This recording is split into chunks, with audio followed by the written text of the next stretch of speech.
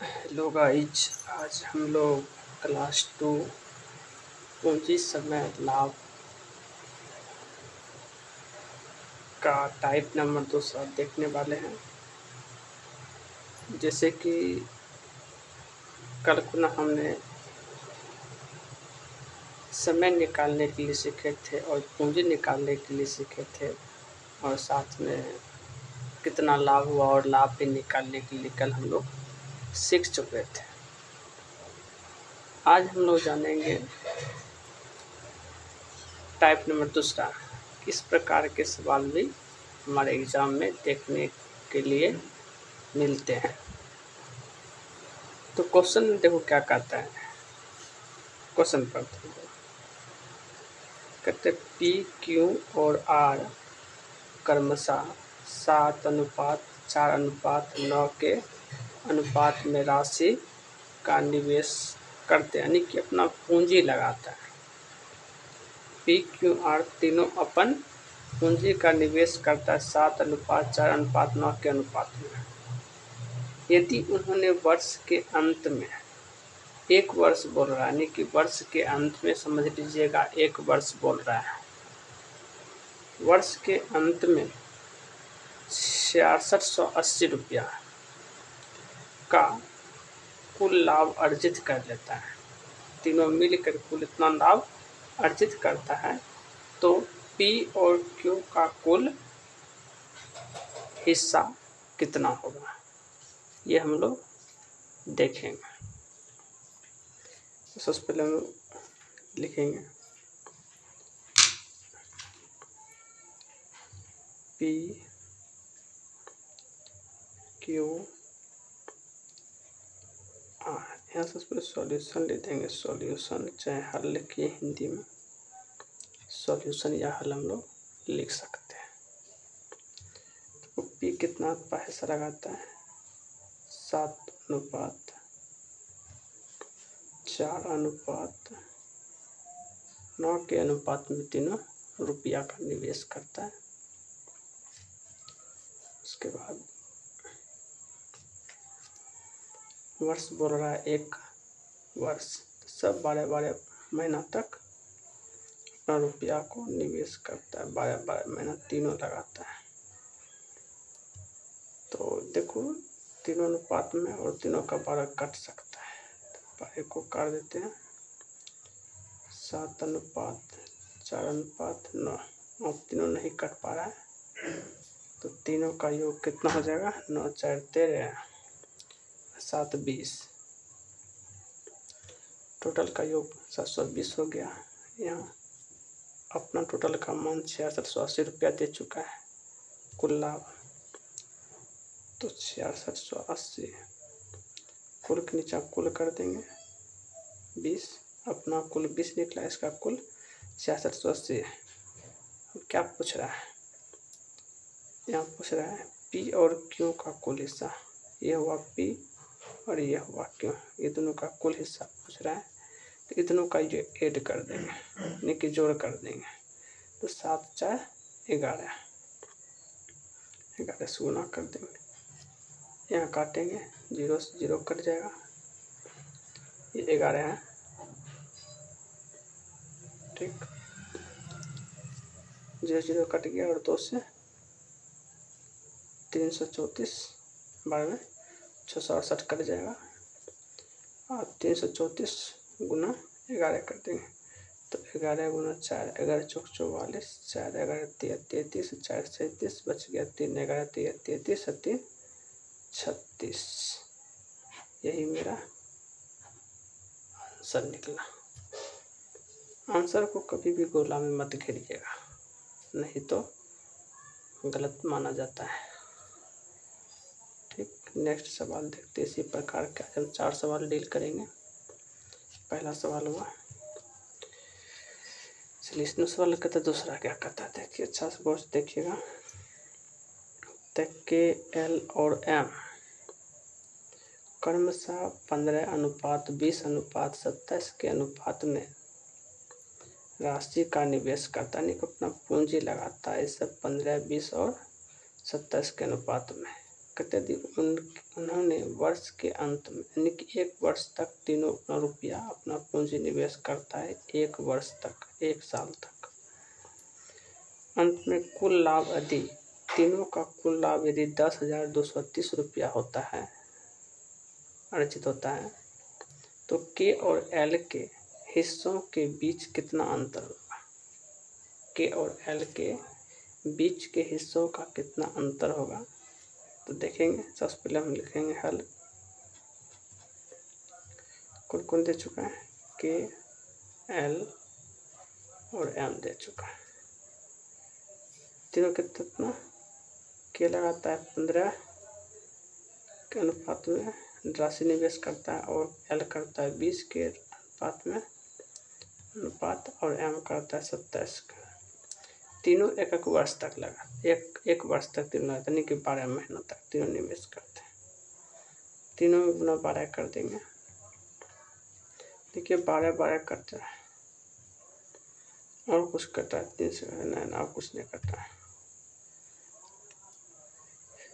देखिए कुछ नहीं कट रहा है। क्या निकला? 15 अनुपात 20 अनुपात 27। इस तीनों को कोई कट नहीं कट रहा है। तो देखो तीनों का योग कितना होगा? 7 5 12, 1 3 2 5 1 6 62। अपना यहाँ कुल का योग कितना दे चुका है? तीनों मिल कितना लाभ अर्जित करता है, इतना अपना कितना लाभ आया? 62। कुल के नीचे कुल कर देंगे। कुल कितना है? कुल कितना है? 10,230 रुपया। 10,230 रुपया कुल लाभ अर्जित करता है। अपना कुल हो गया 62। क्या पूछ रहा है? तो के और तथा एल के हिस्सों के बीच कितना अंतर है? के और एल के हिस्सा का अंतर है। के का मान 15, एल का मान 20। ये दोनों का अंतर 15 और 20 का अंतर 5। चलते हैं इसको थोड़ा सॉल्व करते हैं। क्या करते हैं देखो, वर्ष से देखो दो बार में काटेंगे तो 31, यहाँ 2 बार में काटेंगे तो 5 1 1 5 और कट रहा है 31। अब कुछ नहीं कटेगा, ये कट जाएगा, हो जाएगा 5115 गुना 5 बटा 31। ठीक। अब इसको देखना है, गुना करते हैं 25 25 2 5 2 7 5 25 25 25,575 रुपया बटा 31 कर देंगे। यदि पता 31 हम करते हैं, इसका यहाँ पर जो भी मान निकलेगा वो आंसर हो जाएगा। ठीक। अब नेक्स्ट देखते हैं क्वेश्चन। देखिए क्वेश्चन क्या कहता है, थोड़ा गौर से पढ़िएगा क्वेश्चन को। सब एक ही प्रकार के सवाल हैं, ये भी उसी प्रकार के सवाल है और एक ही टाइप का हम 4 सवाल लेकर आते हैं एक वीडियो। देखो पी क्यू और आर एक व्यवसाय शुरू करता है। सॉरी क्वेश्चन ऊपर चला गया, वो दूसरा क्वेश्चन था। देखिए क्या करता है, ब्लड हो रहा है कैमरा,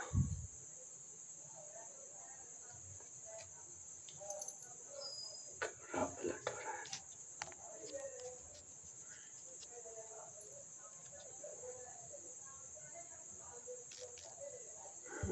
अब ठीक। देखो कहता है पी क्यू और आर एक व्यवसाय शुरू करता है। तीनों मिलकर कोई व्यापार शुरू करता है, कोई काम शुरू करता है। क्रमशः 14,000, 18,000 और 24,000 का निवेश करता है। तीनों अपना अपन रुपया निवेश करता है। पी करता है 14,000, क्यू करता है 18,000 और आर करता है 24,000 रुपया निवेश। यदि वर्ष के अंत में लाभ टोटल 25,480 रुपया होता है तो पी तथा क्यू के हिस्से के बीच कितना का अंतर होगा। देखिए, टोटल तीनों मिलके जो राशि निवेश करता है, टोटल करता है 1 साल तक के लिए, यानी कि 12 महीना तक के लिए राशि निवेश करता है। और वर्ष के अंत में जब ऐड किया जाता है, जोड़ा जाता है, तो टोटल 25,480 रुपया निकल करके आता है। तो हमको पूछा पी तथा क्यू के हिस्से के बीच कितना का अंतर होगा। ठीक, कितना अंतर हो जाएगा, कोई बात नहीं, हम हल लिखेंगे। हल पी का, क्यू का और आर का। पी का वैल्यू 14,000 है, उसके बाद क्यू का वैल्यू 18,000 है और आर का वैल्यू 24,000 है।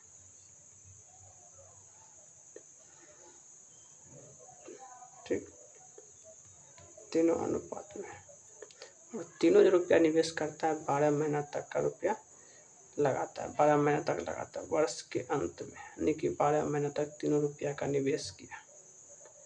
तीनों में गुना 12 कर देते हैं। ठीक, देखो ये 12 और ये 12 तीनों अनुपात में कट जाएगा। 3 0 1 कर 3 0 1 कर 3 0 1 कट गया। 2 से भी ये कट जाएगा, 2 7 14, 2 9 18, 12 2 24। अब देखो नहीं कट रहा है, नहीं कटता है, चलो लिख लेते हैं 7:9:12। इसका टोटल खर्च जो अथी निकला है,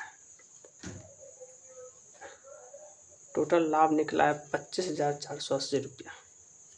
तो अपन टोटल कितना निकला है, जोड़ते का तीनों को, तो 12 9 21 7 28, इसका कितना निकला है 25,480 रुपये। 25,480 रुपये। देखो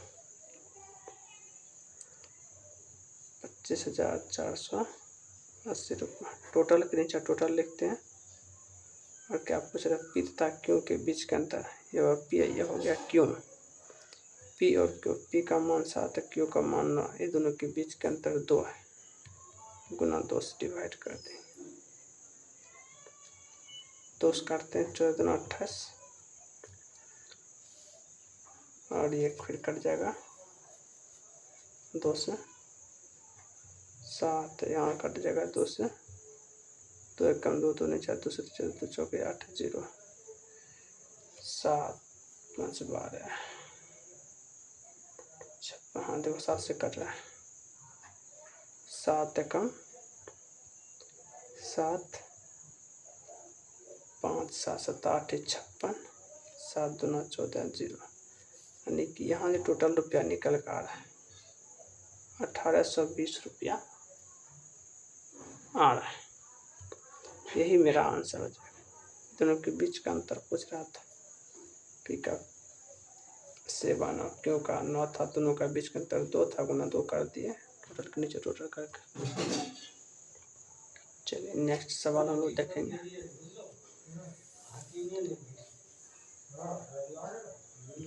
नेक्स्ट सवाल ये है,